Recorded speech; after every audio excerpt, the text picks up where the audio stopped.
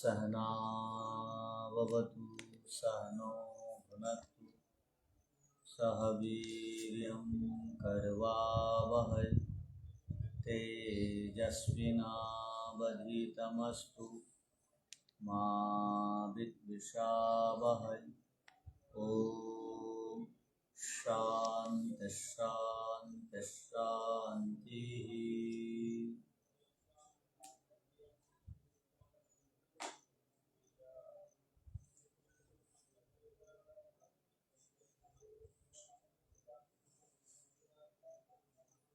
सांख्य दर्शन में पंचम अध्याय का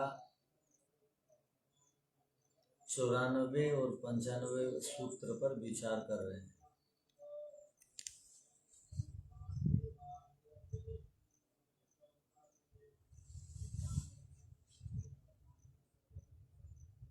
तो इन दोनों सूत्रों का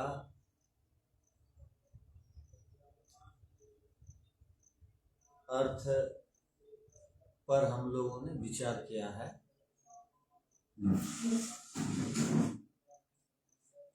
तो इन दोनों सूत्रों का अभिप्राय को सार में यदि हम समझना चाहेंगे तो वह यह है कि जो बहुत सारे पदार्थों में जो सादृश्यता है वह सादृश्यता एक अलग तत्व उन वस्तुओं से नहीं।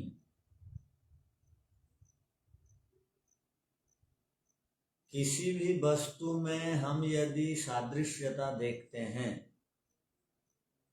तो सादृश्यता या समानता या एक रूपता एक कोई अलग चीज नहीं।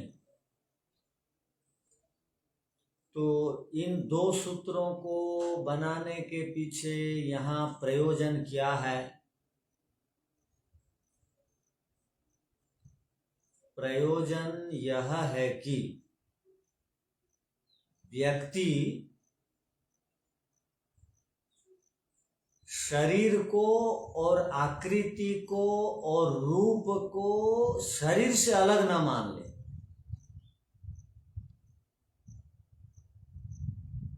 शरीर जो है वही आकृति है, वही रूप है।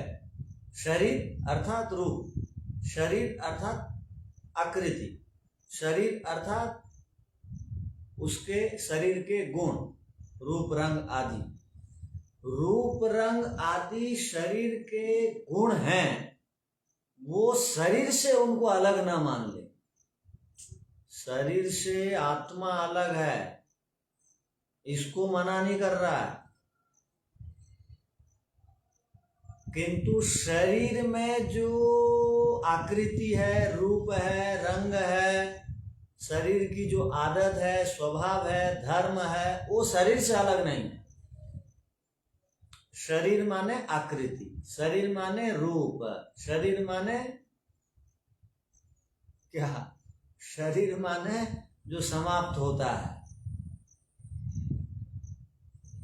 अब कोई व्यक्ति चला गया दुनिया छोड़ के, प्राण निकल गए शरीर से, तो शरीर को और आत्मा नहीं है वहां पर, शरीर को और सब को या शरीर को या उसकी आकृति को वहां अलग ना ले ले। अर्थ वो जो शव है ना वही शरीर है, उसका वो धर्म है, वो अंदर विद्यमान था, वो निकला। या नहीं आई बात समझ में?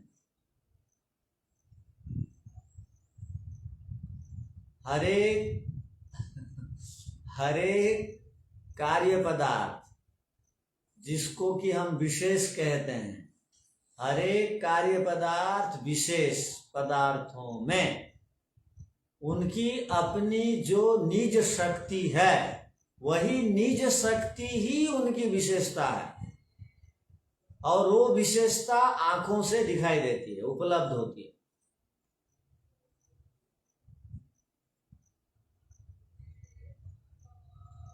हर एक जड़ पदार्थ की अपनी एक निज विशेषता है। वो निज विशेषता दिखाई देती है, सादृश्यता दिखाई देती है, उसको प्रत्यक्ष से रहित नहीं है। और जितने भी प्रकृति से बनने वाले पदार्थ हैं वो कार्य और कारण के रूप में विद्यमान रहते हैं। जो भी कार्य और कारण के रूप में प्रकृति से बनने वाले पदार्थ विद्यमान रहते हैं, उन एक जैसे पदार्थों में सादृश्यता रहती है।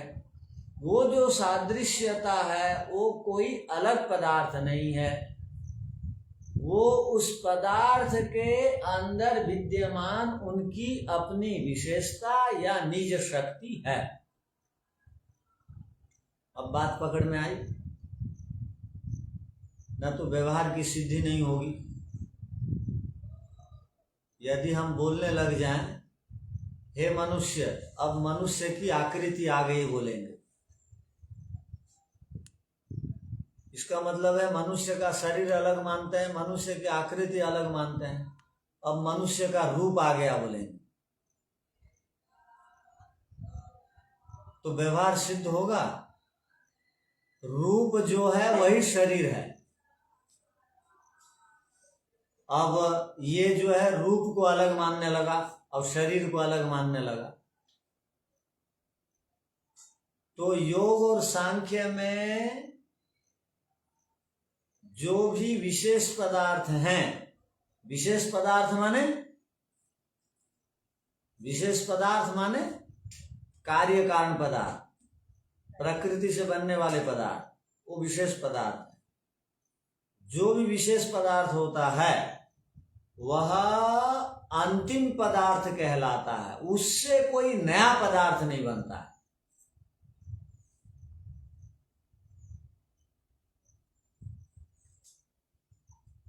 जैसे अहंकार से नए नए पदार्थ बन गए, 5 तन्मात्राएं बनी, 5 तन्मात्राओं से नए नए पदार्थ बन गए पृथ्वी जल आदि। पृथ्वी जल आदि से कोई नया पदार्थ नहीं बनता है, वो पांचों के मिलाने से ही पदार्थ बनते रहते हैं, नए नए रंग रूप वाले। कमोबेशी मिलाने से रंग बदल जाता है। अब लाल रंग और सफेद रंग को आधा से अधिक मिला दीजिए, एक अलग रंग बनेगा, तो आप क्या बोलेंगे? आप क्या बोलेंगे? कोई नया पदार्थ बना? वो दोनों का मिश्रण का परिणाम है, वो नया नहीं। ये कहेंगे कि तत्व नहीं बना, पदार्थ तो फिर बनते ही है ना संसार में। हाँ, तो आप ध्यान रखिए, अब सांख्य दर्शन में मोटा मोटी 2 ही पदार्थ को मानता है। एक जड़ पदार्थ प्रकृति के रूप में, चेतन पदार्थ आत्मा के रूप में। आप उसको विभाग करके बोल दीजिए आत्मा परमात्मा, ठीक है। जाति में तो ये दोनों एक हैं, आत्मा है। अब विभाग करके आत्मा परमात्मा बोल दिए तो 3 पदार्थ हो गए, मान लीजिए। 3 से अधिक कुछ नहीं है। बाकी जितने हैं प्रकृति से बनने वाले पदार्थ, वो कार्य और कारण के रूप में रहते हैं। और वो जो कार्य कारण के रूप में रहते हैं, वो जो अंतिम पदार्थ है जिससे कुछ नया नहीं बनता है, वो विशेष है। पृथ्वी जल अग्नि वायु आकाश अंतिम पदार्थ कहलाएगा। और उससे अरबों की संख्या में पदार्थ बनेंगे तो भी वो नए नहीं कहलाएंगे। वो सब ये पांचों के विकार रूप हैं कहलाएंगे। संख्या की दृष्टि से अनंत हैं, किंतु सांख्य दर्शन तत्व की दृष्टि से निश्चित तत्वों को मानता है। 25 तत्वों की दृष्टि से मूल तत्व 2 ही मानता है। जैसे सांख्य दर्शन मूल रूप से 2 ही तत्व मानता है, अधिक नहीं मानता है, वैसे सिक्कार 6 मानता है, न्यायकार 16 मानता है। तत्व की दृष्टि से उनको वहां पर आवश्यकता थी उतने पदार्थों की, तो वो उस प्रकार गिनती किए और उस प्रकार उसकी व्याख्या हुई। अब इनको दो ही पदार्थों की जरूरत है तो दो ही में सबको सिमट दिए। वहां गुण को अलग माना गया, यहाँ गुण को कहा गया, वो द्रव्य के अंदर विद्यमान शक्ति को ही गुण कहते हैं। गुण नामक कोई अलग पदार्थ नहीं है, धर्म नामक कोई अलग पदार्थ नहीं है। वो धर्मी के अंदर विद्यमान शक्ति को ही धर्म कहते हैं। जैसे आपके एक ही प्रकाशक ने 10 पुस्तकें छापी, वो पेज को कटिंग करके और उतने ही पृष्ठ वाली 10 पुस्तकों को प्रकाशक ने छापा। अब 10 को आप रख दीजिए, 10 में आप भेद नहीं कर पाएंगे, वो समान रूप से छापे, वो सत्तात्मक दृष्टि से अलग अलग हैं, सत्तात्मक रूप से अलग अलग हैं, किंतु सामान्य दृष्टि से सब एक हैं। उतनी ही पेज वाली, वही रंग वाली, वो जो सामान्य रूप से उनमें जो सदृश्यता है, सादृश्यता है, समानता है, एक रूपता है, एक जैसापन है, वो एक जैसापन को ये कह रहे हैं कोई अलग पदार्थ मत मानना।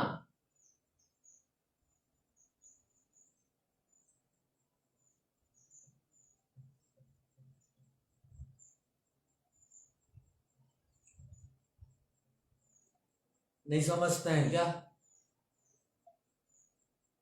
आचार्य जी, तो ये यही है ना मूल रूप से कि जो भी इस पंच महाभूत से बना है वो पंच महाभूत का ही परिवर्तन मात्र है, मतलब कोई नया पदार्थ नहीं है, वही है। और मूल रूप से देखा जाए तो मूल रूप से ऐसे वैसे तो नहीं, पंच महाभूतों से तो असंख्य पदार्थ बनते हैं। हाँ, मतलब वही सारे जितने भी पदार्थ बने वो बस तन्मात्रा तक के ही थे। नहीं, तन्मात्रा सूत्र का अर्थ को आप पकड़ नहीं रहे।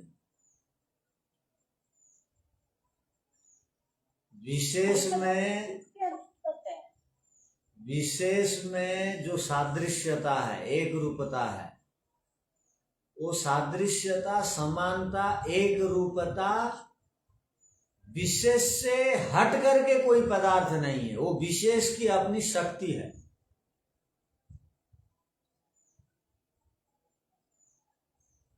कौन समझा पाएगा? ये तो वही होगा ना, किसी भी पदार्थ के अंदर जो भी उसके गुण हैं वो अलग से कोई पदार्थ नहीं है। हाँ, ठीक। उसकी निज शक्ति ही वह, जैसे कोई बलवान है, कोई निर्बल है, तो बलवान या निर्बल कोई अलग से पदार्थ नहीं है, वह उसकी अपनी निज शक्ति है। हाँ, यहाँ ध्यान रखना क्या बोलना चाह रहे हैं। यहाँ बोल रहे हैं एक पदार्थ में तो समानता नहीं निकाल पाएंगे। हाँ, एक जैसे अनेक पदार्थों को लाना पड़ेगा। एक कुम्हार ने एक ही प्रकार यंत्र में, सांचा में 10 घड़ाओं को बनाया या 20 घड़ाओं को बनाया। अब एक ही मशीन में एक ही प्रकार साइज में समान धर्म वाले 10 या 20 घड़े बन गए।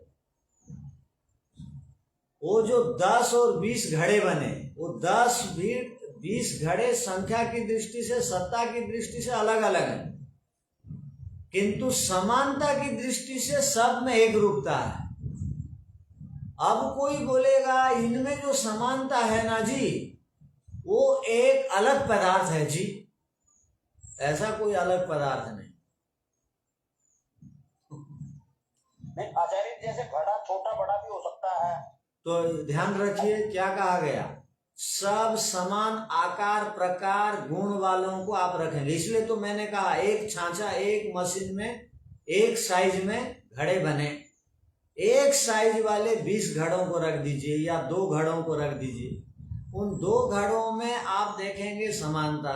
वो जो दोनों की जो समानता है, एक रूपता है, सादृश्यता है, वो जो सादृश्यता, एक रूपता, कोई 2 घड़े जिस प्रकार अलग हैं, उन दोनों में स्थित जो समानता है, रंग रूप गुण आदि हैं, वो अलग कोई पदार्थ नहीं है।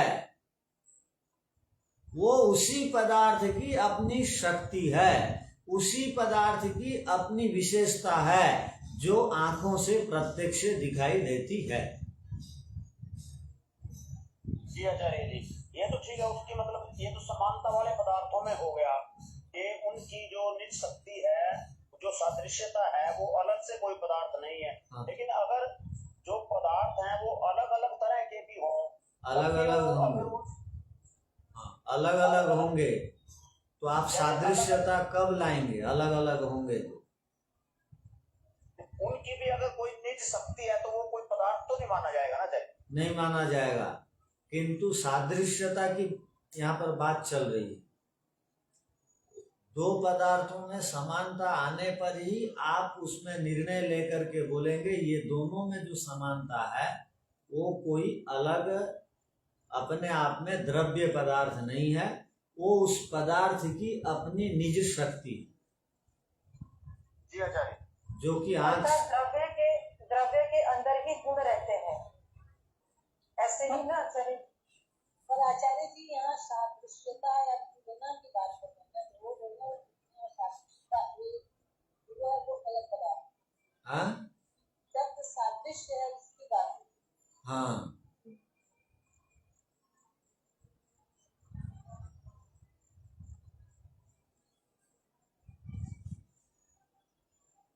जो सादृश्यता है वो प्रत्यक्ष उपलब्ध होती है, समानता एक रूपता दिखाई देती है या नहीं देगी?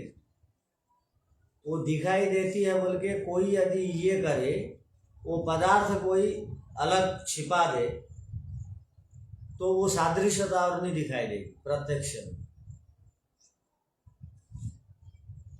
वो दिखाई देती है। इसका मतलब पदार्थ आश्रित है बोल के दिखाई देती है, पदार्थ की उसकी अपनी शक्ति है बोल करके दिखाई देती है। यदि वो अलग सादृश्यता एक अलग पदार्थ होती तो वो नहीं दिखाई देती प्रत्यक्ष। तो यहाँ क्यों ये सूत्रों को लाया गया, क्यों बताया जा रहा? जिसके अलावा और कोई तत्व नहीं,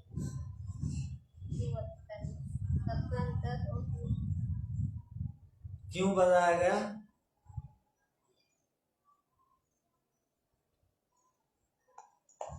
उनको समझने की,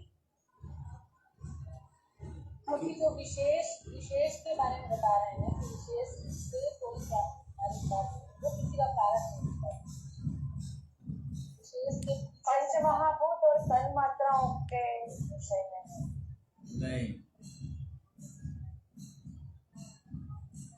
आप कहीं व्यवहार काल में कंफ्यूज ना हो जाए। आप बोलने ये ना लग जाए ये शरीर अलग है, शरीर का रूप अलग है, शरीर अलग है, आकृति अलग है, शरीर अलग है, सब अलग है, शरीर अलग है और शेषावस्था अलग है, ऐसे कहीं आप ना बोल दें। व्यवहार काल में बोल देंगे तो वहां विकल्प वृत्ति हो जाएगी। आप गुण को पदार्थ से, धर्म को पदार्थ से, उसकी शक्ति को पदार्थ से अलग बोलते हैं।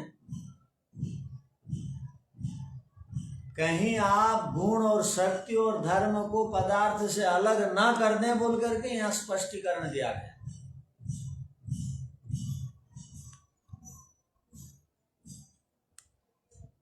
वो लव कुश को दोनों को एक साथ खड़ा कर दीजिए, दोनों पहचाने नहीं जाते थे।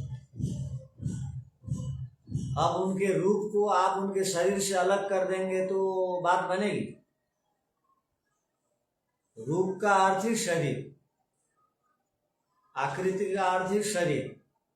वो शरीर की अपनी निज शक्ति है, वो उसकी अपनी विशेषता है, वो विशेषता को आप अलग आंक नहीं सकते। तो व्यवहार काल में ऐसा ही कुछ आप और हम करते हैं, इसलिए यहां बता दिया गया।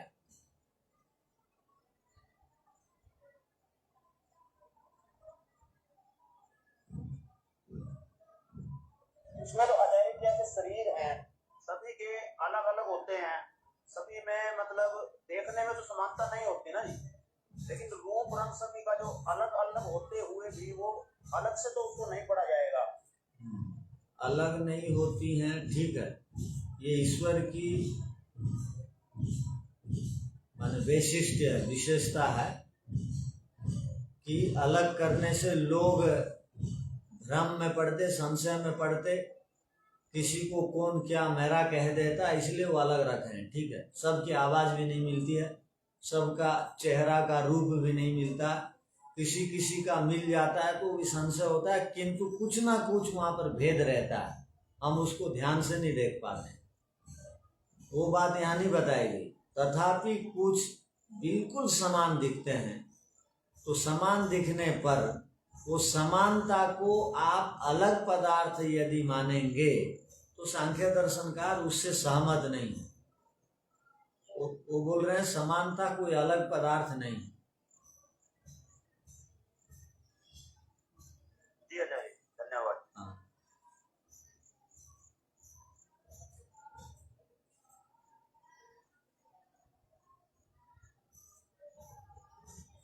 तो समानता फिर क्या है?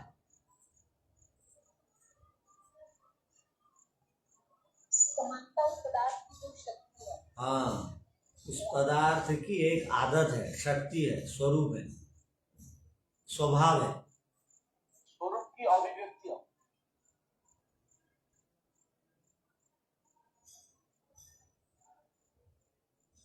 चलो आप समझ गए ना, आप तो अब भाष्य को देखिए।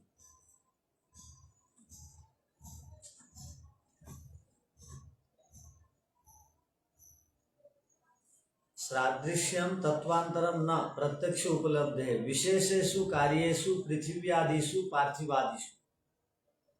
विशेष कार्यों में, विशेष कार्य क्या है तो कहा पृथ्वी आदि, और क्या है पार्थिवादिषु, पृथ्वी से बनने वाले पदार्थों को पार्थिव कहा जाता है। मिट्टी से बनने वाला पदार्थ पार्थिव है, घड़ा पार्थिव है, दीपक पार्थिव है, और क्या बनता है सोरई पार्थिव है, जो भी बनता है वो पार्थिव है। वा या यद सामान्य आभासम सादृश्यम अस्ति, उन पार्थिव पदार्थों में या मिट्टी आदि में जो सादृश्यता है, काली मिट्टी में सादृश्यता, सामान्य मिट्टी में सादृश्यता है, बहुत जगह उठा करके रखेंगे। कंकर मिट्टी में सादृश्यता है, सादृश्यम अस्ति तत्सांख्य मते तत्वांतरम नास्ति। वो सांख्य दर्शन के मत में तत्वांतर नहीं है, कोई अलग तत्व नहीं है जो सादृश्यता है। दो पदार्थों में जो समानता दिखाई दी वो कोई अलग पदार्थ सांख्य दर्शनकार मानते नहीं हैं। न सामान्य नामना तत्वांतरम मन्यते। सांख्य दर्शनकार सामान्य नामक कोई तत्वांतर है ऐसा नहीं मानते, मान्यता नहीं देते हैं। कुतः क्यों नहीं देते हैं? प्रत्यक्ष उपलब्ध है, प्रत्यक्ष दिखाई देता है, अर्थात सादृश्यता प्रत्यक्ष हम देखते हैं पदार्थों में, और पदार्थों को छिपा देने पर वो सादृश्यता नहीं दिखाई देती है। यदि सादृश्यता अलग पदार्थ होती तो वो हटा देने पर भी तत्वों को उसका अस्तित्व रहना चाहिए, किंतु रहता तो नहीं। प्रत्यक्षम विशेषस्य कार्यस्य पृथ्वी आदिकस्य पार्थिवादिकस्य वा रूप सामान्यस्य उपलब्धिर्भवति। देखिए इतनी बड़ी पंक्ति, प्रत्यक्षम विशेषस्य कार्यस्य, विशेष कार्य का, विशेष माने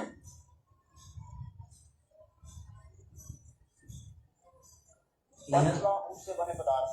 हाँ, और पंच महाभूत। कहीं यहाँ पर विशेष का अर्थ यहाँ मत ले आना, ये उत्तम गुण वाला है बोल करके, ये विशेष गुण वाला है। सब विद्यार्थियों में ये बढ़िया पढ़ता है या बढ़िया पढ़ती है, ये इसकी विशेषता है। वो विशेषता नहीं है यहाँ पर। विशेषस्य माने कार्यस्य, पृथ्वी आदिकस्य, पृथ्वी आदि विशेष कार्य या तो पार्थिवादिकस्य, पृथ्वी आदि से बनने वाला, वह रूप सामान्य से उपलब्धि, उनमें जो रूप दिखाई देती है अर्थात रूप की उपलब्धि होती है। भगवत न विशेषात पृथक सत्ता, वो विशेष से कोई पृथक सत्ता नहीं है। तत्समाना काचिद अस्ति, वो समान वाला पदार्थ कोई है ऐसी बात नहीं है। वो जो सामान्य वाला पदार्थ कोई है ऐसी बात नहीं है। एकेन विशेषण कार्य रूपेण सदृशो अन्य विशेष कार्य रूपो रूप सामान्यगतः प्रत्यक्षम उपलब्धते। एक प्रकार के विशेष कार्य रूप पदार्थों में जो सदृश्यता है,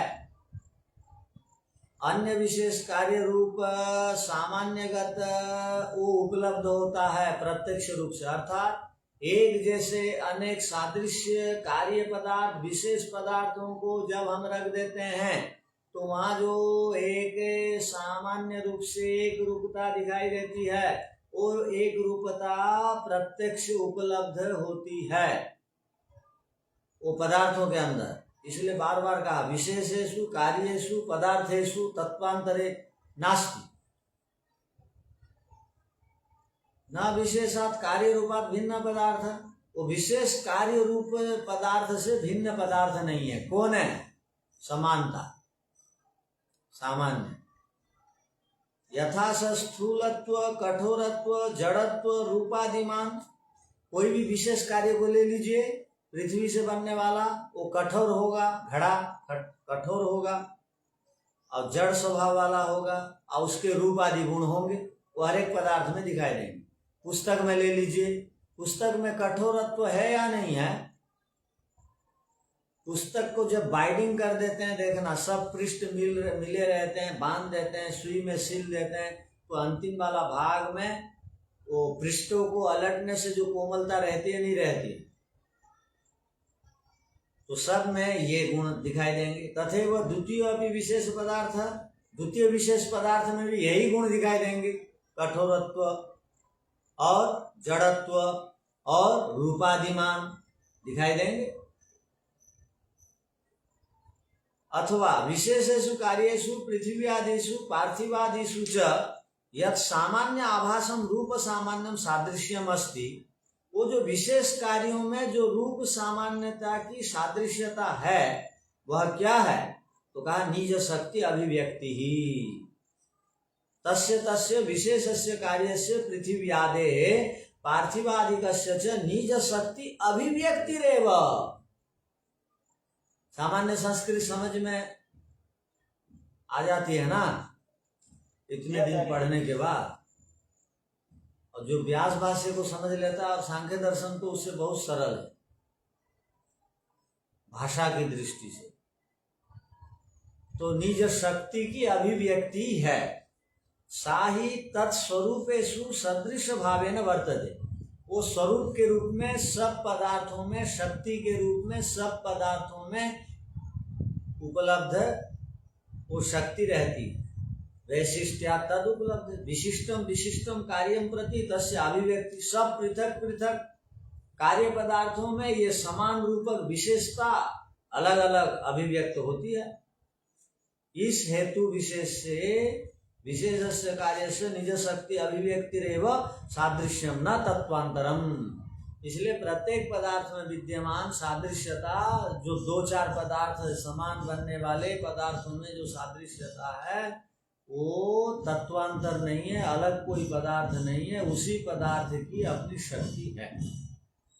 ऐसा ही कुछ अर्थ लिखा गया था कि कुछ अलग लिखे थे।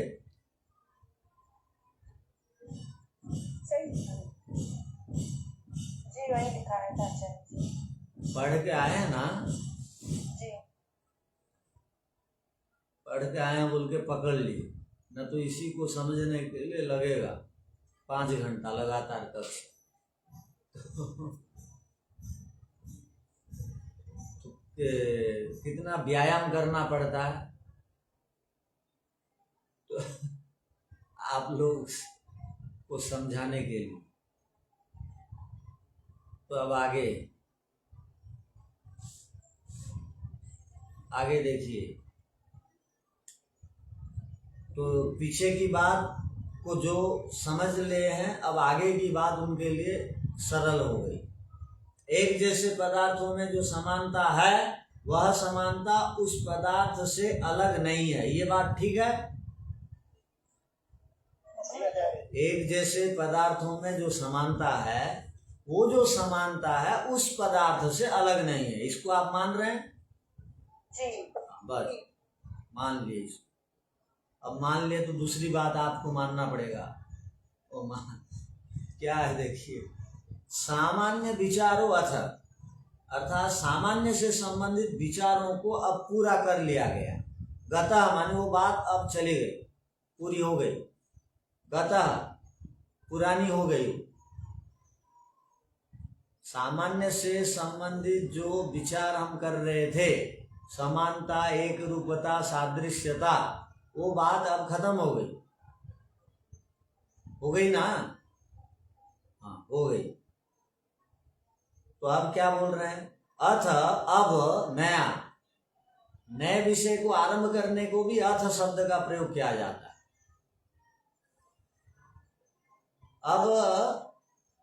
अब संबंध विषय विचार। अब संबंध से संबंधित, संबंध अनेक प्रकार के होते हैं। ईश्वर का और हमारा बहुत प्रकार का संबंध है। पिता पुत्र का संबंध है, शिष्य गुरु का संबंध है, स्वस्वामी संबंध है, कितने ही संबंध हैं। उन संबंधों में से एक संबंध के विषय में आप विचार करेंगे।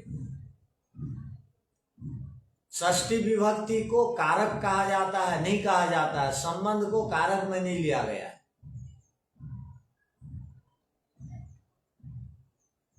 आपको व्याकरण का थोड़ा थोड़ा ज्ञान है कि संस्कृत का जिसका क्रिया के साथ संबंध होगा उसको कारक बोलते हैं। जिसका क्रिया के साथ संबंध होगा उसको कारक बोलते हैं। जैसे कर्ता, मैं कर्ता, या राम कर्ता, कृष्ण कर्ता। कृष्ण गांव को जा रहा है, वो जो जा रहा है क्रिया है, उसका संबंध राम के साथ है या नहीं है?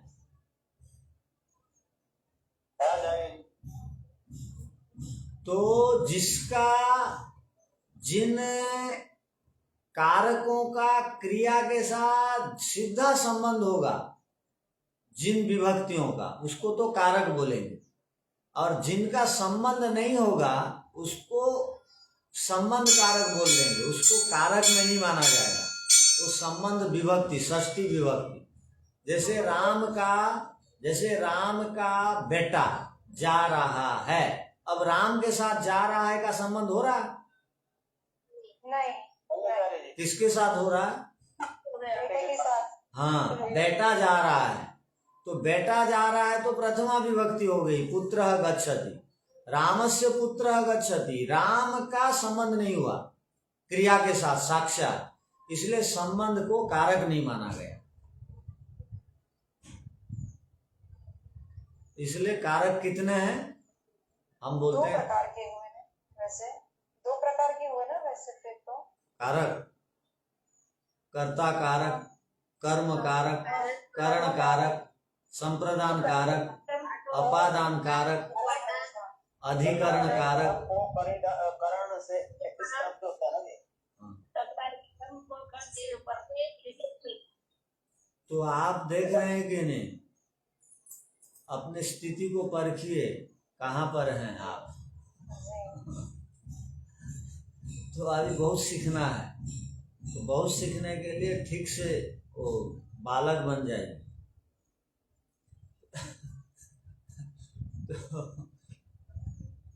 तो हम लोग अब संबंध के विषय में विचार कर रहे हैं। संबंध विचार प्रवर्तते तत्र प्रथमम संज्ञा संजी संबंध विषय। अब संज्ञा और संगी के संबंध के विषय में पढ़ेंगे। इन दोनों का आपस में क्या संबंध है इस विषय में पढ़ेंगे। संज्ञा, हिंदी में संज्ञा नाम को बोलते हैं और संजी नामी को बोलते हैं। एक होता है संज्ञा, एक होता है संजी। ध्यान रखना। तो संजी नाम है, संज्ञा नामी है, संजी संज्ञा नाम है। नाम जिसका है उसको संजी बोलेंगे, ध्यान रखिए। नाम जिसका है उसको संजी बोलेंगे और नाम को संज्ञा बोलेंगे। इसी को योग दर्शन में हमने पढ़ा है। संज्ञा अर्थात वाचक, संजी अर्थात वाच्य। क्या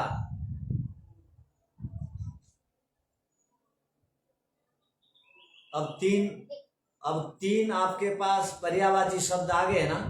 संज्ञा संजी को नाम नामी, वाचक और वाच्य कह दिया गया।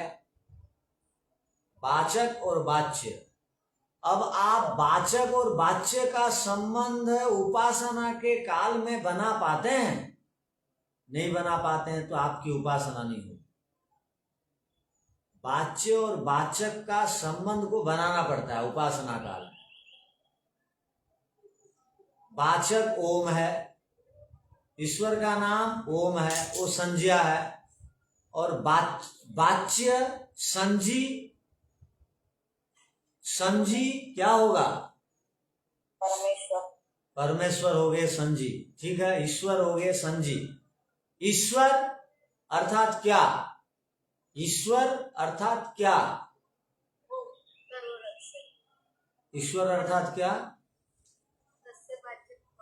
नहीं, ईश्वर अर्थात क्या? ईश्वर अर्थात सर्वरक्षक नहीं। जो ईश्वर अर्थात सर्वरक्षक या ओम अर्थात सर्वरक्षक, ईश्वर अर्थात ऐश्वर्यशाली जो बोलता है वो पर्यायवाची शब्द हो गया। अब मैंने पूछा पानी का अर्थ क्या, आपने कह दिया वो जो वाटर है ना जी, वो जो आप है ना जी, वो तो है नहीं। आप जल और पानी पय वो पर्यायवाची है। ओम का अर्थ क्या, तो आपने कह दिया सर्वरक्षक ना, वो सर्वरक्षक वो पर्यायवाची शब्द हो गया।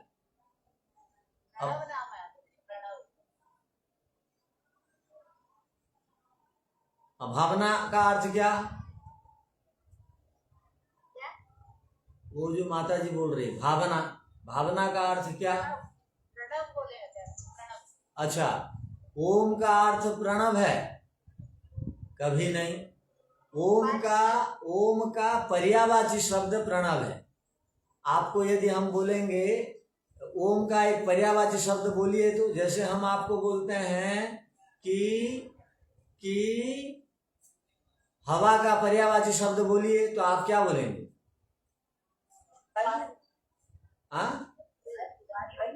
अनिल है, मरुत है।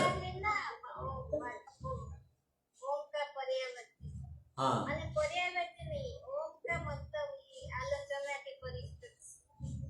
नहीं, हम वो पूछ रहे हैं आप वाच्य वाचक का संबंध कभी बनाए हैं कि नहीं? आप बोल नहीं रहे हैं तो आज तक बनाए नहीं। और वाच्य वाचक का संबंध, ओम का अर्थ अनेक अर्थ है ना आचार्य जी। हाँ बोलिए, कोई एक अर्थ। एक सर्वव्यापक, सबका पालनहारा। हाँ ठीक है, ये सब पर्यायवाची हो गए। ओम का पर्यायवाची शब्द क्या है? तो आपने कहा प्रणव, किसी ने कहा दिया उद्गीत, किसी ने कह दिया सर्वरक्षक, किसी ने कह दिया न्यायकारी। ये सब ओम नाम के पर्यायवाची हैं। ओम का अर्थ आ, उ, और मा, आकार, उकार, मकार से जो बनता है वो आएगा आचार्य जी। हाँ, वो हो गया, वो भाषा विज्ञान, व्याकरण हो गया वो। अच्छा, संबंध चल रहा है तो संज्ञा है। शक्तिमान और सर्वव्यापी होगा तो पर्यायवाची ईश्वर। अब ओम नाम है, ईश्वर नामी हो गया। ओम संज्ञा है और संजी ईश्वर हो गए। भाई आप ओम नाम से किसको बोल रहे हो? तो मैंने कहा ईश्वर को बोल रहा हूं जी। तो जिसको आप बोल रहे हैं ओम नाम से, वो ईश्वर संजी है और ओम संज्ञा है। इसी को तो कहते हैं वाचक और वाच्य। तो वाचक वाच्य नाम नामी हो गया, संज्ञा संजी हो गया, अब वाचक वाच्य हो गया। और क्या बोल रहे थे अभी, एक नया नाम नामी। ठीक है, नाम नामी संज्ञा संजी वाचक वाच्य हो गया। तो नाम को वाचक बोलते हैं, वाच्य का अर्थ होता है। अब ईश्वर बोलने से क्या, तो आपको बोलना पड़ेगा ईश्वर बोलने से जो आनंद स्वरूप है, जो न्यायकारी है, ये हो गया वाच्य। अब संबंध कैसे बनाना है, देखिए संबंध कैसे बनाना है। ईश्वर जिस प्रकार न्यायकारी है, मैं उसी प्रकार न्यायकारी हूं। तो ये हो गया वाच्य वाचक का वास्तविक संबंध। इसी को कहते हैं भावना, तज्जपस तदर्थ भावना। आप आंख बंद करके बैठे, ओ मन में हे ईश्वर आप सर्वरक्षक हैं, आप सब ओर से मुझे देख सुन जान रहे हैं, बोल दिए, तो ये पर्यावाची हो गया। ये उपासना नहीं, ये उपासना नहीं। उपासना का अर्थ है ओम सर्वरक्षक, हम जीवों की रक्षा कर रहे हैं कि नहीं। हमारे बच्चे मांस मछली मार के खा रहे हैं कि नहीं, खा रहे हैं, तो हम ईश्वर की उपासना नहीं कर रहे हैं, वाच्य वाचक संबंध नहीं बन रहा। यदि हम अन्याय कर रहे हैं, दूसरों का प्राण ले रहे हैं, तो वाच्य वाचक संबंध ठीक नहीं बना, वो भावना नहीं कहलाई। भावना का अर्थ समझ में आया या नहीं? तो भावना को आप इस प्रकार उतारेंगे तब जप में सफलता मिलेगी, ना तो जप में सफलता। इसलिए तो जप से उठते ही सामान्य मनुष्य जैसा काम करते हैं, हम भी वही कर देते हैं। सामान्य मनुष्य में हमारे में फर्क क्या है? हम बोलते हैं स्वाध्याय कर रहे हैं, हम बोलते हैं जप कर रहे हैं, हम बोलते हैं योगाभ्यास कर रहे हैं, और ईश्वर के गुण को उतार नहीं रहे हैं अपने अंदर, तो वो भावना नहीं बनेगी। तज्जपस तदर्थ भावना नहीं है वो। तो तस्य वाचकः प्रणवः, उस ईश्वर का मुख्य नाम ओम है। वाचक माने नाम, ओम है, और वाच्य से वो ईश्वर के गुणों को ग्रहण करेंगे और उसको साकार रूप व्यवहार में धरातल पर उतारेंगे, धरातल पर उतारेंगे। तो उसको हम बोलेंगे ये इसकी भावना ठीक बन रही है। योग दर्शन की भाषा में इसकी भावना ठीक है। चाहिए अध्यस्त रूपोपासना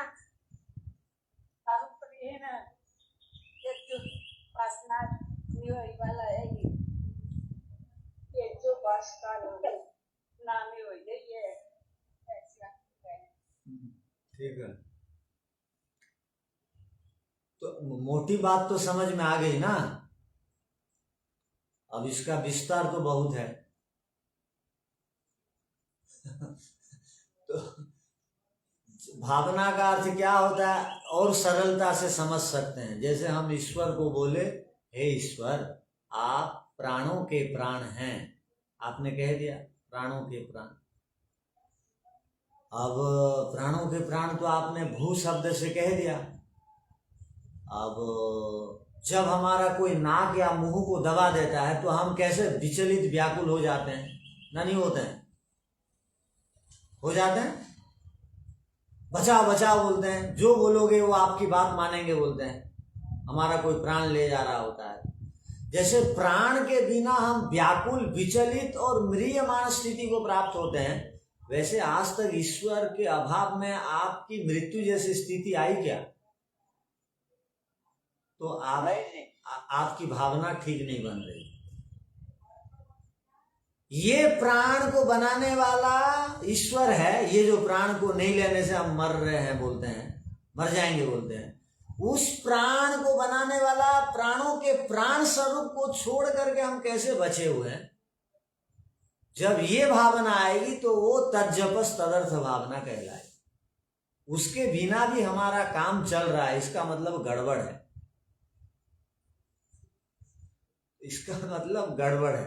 इसलिए सांख्य दर्शन का समझाना चाहते हैं वाच्य वाचक को, संज्ञा संजी को, नाम नामी को।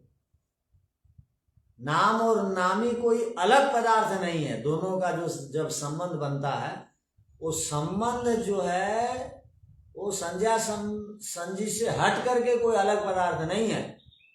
हम लोग अलग मान रहे हैं बोल के गड़बड़ है। हम कैसे मान रहे हैं? ओम बोल रहे हैं और सर्वरक्षक अर्थ ले जा रहे हैं और उनके गुणों को उतार नहीं रहे हैं, सोच रहे हैं वो तो ईश्वर का गुण है, हमारे में थोड़ी उतर सकता है। हम केवल, हमारे ऋषियों ने कहा सुबह शाम बैठना चाहिए, मंत्र बैठ करके बोल देंगे, हमारा काम हो गया। अब यज्ञ करना चाहिए, हमारा काम हो गया। वो डालडा घी से करें चाहे 20 रुपया वाला किलो घी से करें, हम तो यज्ञ करें हैं जी। तो वो भावना नहीं है। ठीक है, इस सूत्र पर और विचार करें। हाँ जी, शरीर अलग और रूप अलग नहीं मानना है बेराचार। हाँ, वो आकृति रूप आदि को अपना ही शरीर का अंग मानना है, वो शरीर से अलग नहीं। ठीक है, ओम शांति शांति शांति। सबको सादर नमस्ते। नमस्ते।